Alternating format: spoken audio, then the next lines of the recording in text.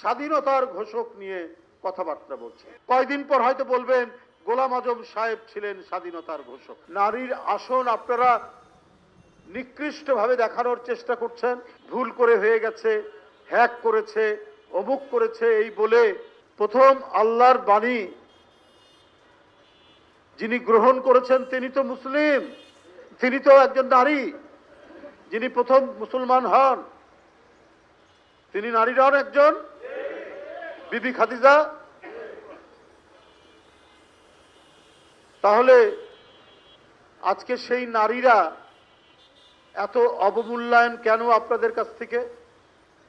সেই নারীরা কেন সম্মানিত আপনাদের কাছ থেকে? নারীর আসন আপনারা নিকৃষ্টভাবে দেখানোর চেষ্টা করছেন। ভুল করে হয়ে গেছে, হ্যাক করেছে, অমুক করেছে এই বলে যে এক সময় টুইটার, এখন যেটার নাম এক্স, ভেরিফাইড এক্স, সেখানে বাজে মন্তব্য করে, কুরুচিপূর্ণ মন্তব্য করে এখন নানা কথা বলছেন। এই যে সারা দেশে ছি পড়ে গেছে, সারা দেশের নারীরা, মহিলারা তীব্র ক্ষোভে ফেটে পড়েছে। এখন সেই আমির সাহেব তার এই যে নারীদের প্রতি অবমাননামূলক বক্তব্যের জন্য সারা দেশে যে তীব্র প্রতিক্রিয়া সৃষ্টি হয়েছে, সেটিকে এখন ডাইভার্ট করার জন্য তিনি এখন স্বাধীনতার ঘোষক নিয়ে কথাবার্তা বলছেন। গতকাল চট্টগ্রামে যাকে তিনি বলার চেষ্টা করছেন তিনিও কোনোদিন বলেননি।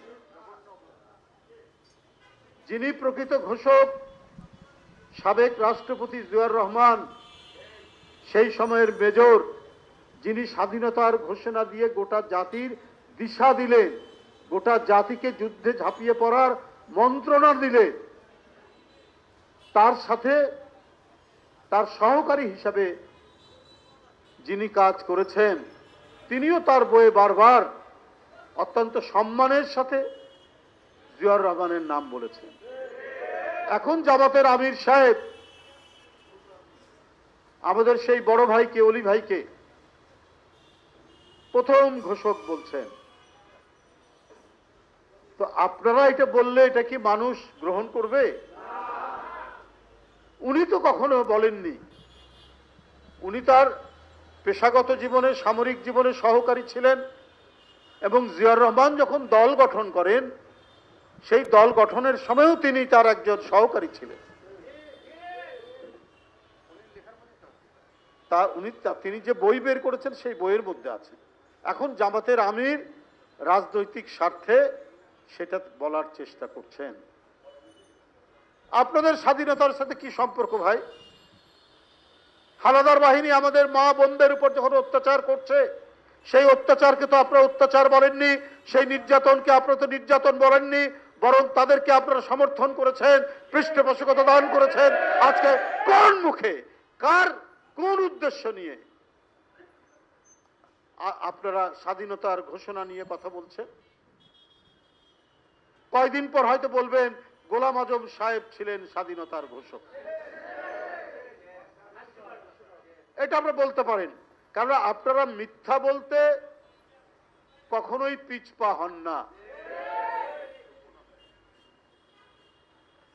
ইসলামের নামে এই জন্যই আমরা ব্যবসা বলেছি।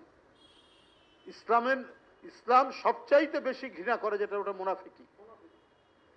আপনারা বলেছিলেন না 86 সালে যে এরশাদের অধীনে নির্বাচনে যাব না, শেখ হাসিনাও বলেছিল, এবং শেখ হাসিনা আরো বলেছিল যারা যাবে তারা জাতীয় বেঈমান।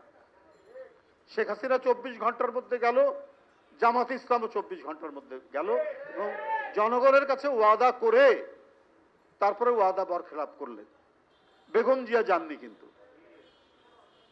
বেগম জিয়া 9 বছর সংগ্রাম করেছেন, নিপীড়ন সহ্য করেছেন, অত্যাচার সহ্য করেছেন, তাকে বন্দী করা হয়েছে, অ্যারেস্ট করা হয়েছে, গৃহবন্দী করা হয়েছে, তারপরেও তিনি তার কথার বরখেলাপ করেনি।